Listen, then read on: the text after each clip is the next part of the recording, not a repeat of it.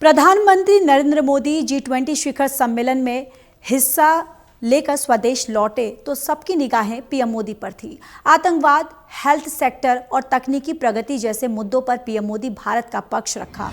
वहीं विश्व के कई बड़े नेताओं से द्विपक्षीय चर्चा की। इटली के प्रधानमंत्री जॉर्जिया मेलोनी, कनाडा के प्रधानमंत्री मार्क कार्नी, नीदरलैंड के प्रधानमंत्री डिक शूफ, फ्रांस के राष्ट्रपति इमैनुअल मैक्रो और सिंगापुर के प्रधानमंत्री लॉरेंस वोंग समेत कई ग्लोबल लीडर से मुलाकात हुई। लेकिन सबसे ज्यादा ध्यान दक्षिण अफ्रीकी राष्ट्रपति सिरिल रामाफोसा के साथ बातचीत ने खींचा है। पीएम मोदी ने 10 लाख दक्षिण अफ्रीकी युवाओं को ट्रेनिंग देने का अभियान चलाने की घोषणा की। दोनों देशों के बीच द्विपक्षीय सांस्कृतिक रिश्तों को मजबूत बनाने पर भी जोर दिया गया। पीएम मोदी ने इंडिया, ब्राजील और साउथ अफ्रीका यानी IBSA संगठन को मजबूत करने पर जोर दिया।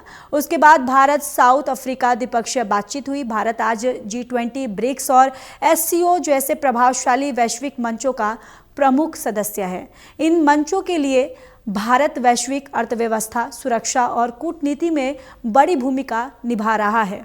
इसके बावजूद भारत लगातार IBSA यानी भारत, ब्राजील और दक्षिण अफ्रीका के संगठन को मजबूत करने की कोशिश में जुटा है। ऐसे में लोगों के मन में सहज सवाल उठता है कि भारत जब इतने सारे वैश्विक समूहों का सदस्य है तो वो IBSA पर इतना आगे क्यों बढ़ रहा है।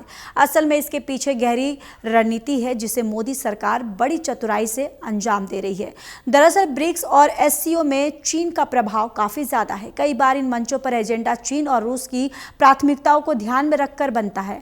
ऐसे माहौल में भारत को हमेशा संतुलन की राजनीति करनी पड़ती है। वही IBSA भारत को एक ऐसा मंच देता है जहां वह किसी बड़े देश के दबाव में आए बिना अपनी बात को आगे बढ़ा सकता है। चूंकि IBSA पूरी तरह चीन मुक्त मंच है, जहां भारत, ब्राजील और दक्षिण अफ्रीका तीनों समान स्तर पर है। तीनों देश लोकतंत्र हैं और तीनों बड़े विकासशील राष्ट्र हैं, इसलिए उनमें बातचीत ज्यादा सहज, सीधी और बराबरी के स्तर पर होती है। ऐसे में भारत के लिए यह एक बड़ी कूटनीतिक सुविधा है। IBSA का एक और अहम पहलू यह है कि यह मंच गैर पश्चिमी लोकतांत्रिक देशों का समूह है। इस मंच पर तीनों देश अपनी अपनी समस्याओं और प्राथमिकताओं पर खुलकर चर्चा करते हैं। तीनों देश अलग अलग महाद्वीप से जुड़े विकासशील मुल्क हैं। ऐसे में ये सभी देश ग्लोबल साउथ की वास्तविक चुनौतियों का प्रतिनिधित्व करते हैं।